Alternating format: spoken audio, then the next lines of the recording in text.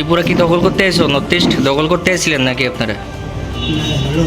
হ্যাঁ, নতুন এসে নতুন নর্থ ইস্ট মানে উত্তর পূর্ব ভারত দখল করতে এসেছেন? না, আমরা কাজ করতে এসেছি। আচ্ছা, দিল্লি না ঢাকা যে স্লোগান দেন, এখন কি করবেন? দিল্লি না ঢাকা আমরা কিছু জানি না দাদা, কি লিখে আছেন ত্রিপুরাত?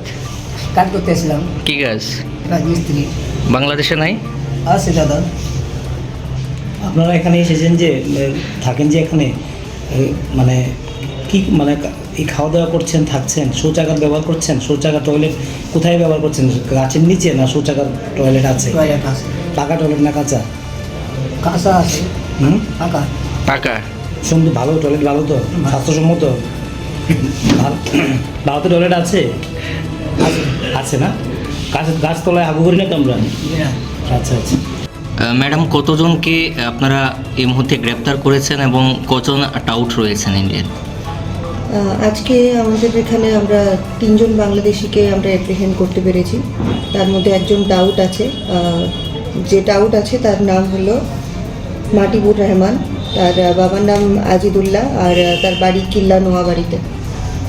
তো আজকে এই ঘটনাতে আমাদের কাছে দুপুর 1:30টার দিকে একটা ইনফরমেশন আসে যে ধ্বজনগরের কাছে কিছু লোককে তাদেরকে বাংলাদেশি বলে সন্দেহ করা হয়েছিল। অ্যাকর্ডিংলি আমাদের অফিসার শাহিন আহমেদ বরদিয়াকে ডেপুট করা হয় এবং ইনভেস্টিগেট বা ইনকোয়ারি করার পর আমরা 4জনকে টোটাল অ্যাপ্রিহেন্ড করতে পারি, যাদের মধ্যে জিজ্ঞাসাবাদ করার পর আমরা জানতে পারি যে